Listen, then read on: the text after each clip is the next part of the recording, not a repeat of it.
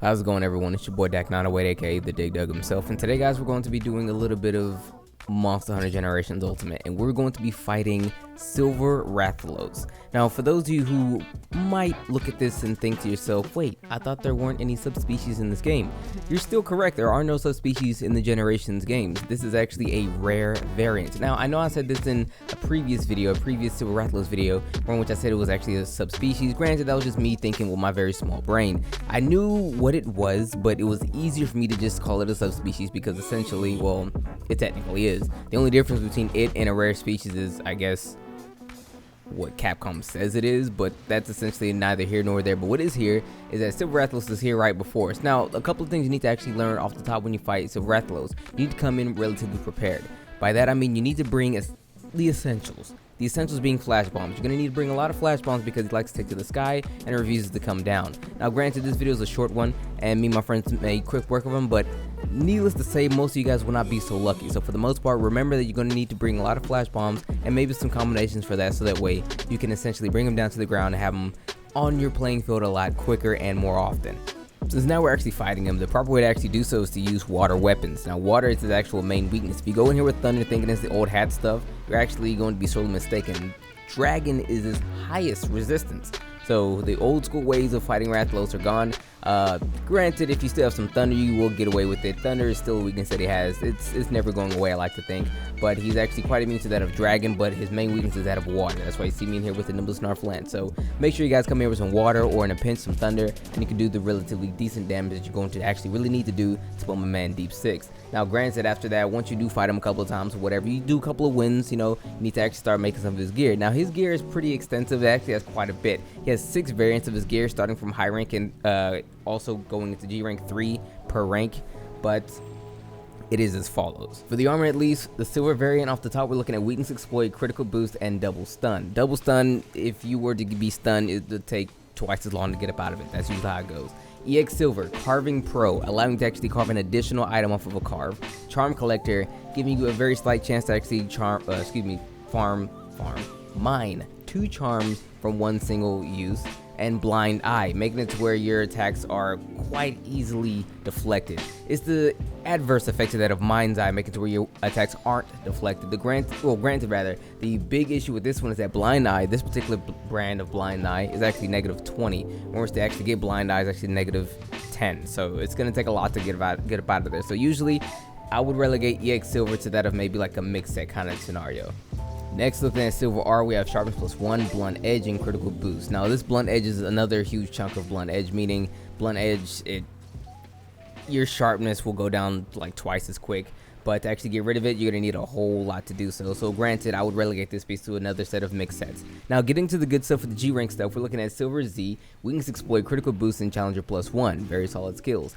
GX Silver, Carving Pro, the same stuff before. Pack Rat, which actually gives you 2 skills in 1, gives you Charm Chaser and Gathering +1, and also gives you Quick Sheath. Not bad at all. Silver XR gives you 18 points in a handicraft and 14 points in a critical boost, and that is it. No negative skills this time around, so if anything, if you actually want to use some Silver Rathalos, wait until G rank. It's going to be more beneficial than it would be in high rank. With his armor explained, let's talk briefly about his weapons. Now, his weapons are actually pretty decent. They're actually, well, honestly, very good, truth be told. They're essentially fire weapons. There are a couple that actually has dragon on it. The one that could come straight to my mind is actually that of the gun lance. He has a gun lance that actually has dragon. Maxed out all the way though, his weapons are fairly nice. The raw is roughly around 320 to about 330 on essentially everything. He does have a couple of weapons like the switch axe and the great sword that's actually a bit lower than 3. I think 290 or somewhere around that area, not too bad. Granted, the sharpness is fairly good and the element is actually phenomenal, usually into the higher numbers. Most of the elements on most of his weapons are usually around like 40s. He has 60 on his greatsword, and I believe 56 on that gun lance I spoke about before. His lance, these are the weapons I should know because I use lance and gun lance. His lance actually has about like 34 fire, but whatever. The element on his weapons are relatively fairly good. The sharpness is really nice as well. Not super great, relatively decent. Sharpness +1 will give you purple in some cases, but you need sharpness +2 to get purple in essentially all cases. Now, his weapons are great. I would recommend using some of them, maybe getting one that you kind of like. If you tend to like great swords, maybe go for the fire great sword. There will be no more fire to actually beat out this particular fire grade sword. So if you are about that elemental life, maybe you want to consider using some of his stuff, but on the whole, his stuff is pretty solid even without the element, because due to the exceptionally decent raw and the sometimes affinity boosting on some of his weapons as well. While we only have a little bit of time left, let's actually talk about actually fighting the Silver Rathalos. Now, one thing you have to really note is the fact that he's actually quite armored. His head is very, very tough to actually crack open. You're probably going to need purple sharpness to actually even do so. Granted, if you don't really have that, I recommend you guys stick to the toes and the main body areas. You can kind of get away with a couple of neck shots here and there, depending on like what type of weapon you're actually using. If you use a lance like me, the up pokes won't necessarily do it, but the straight pokes kind of will.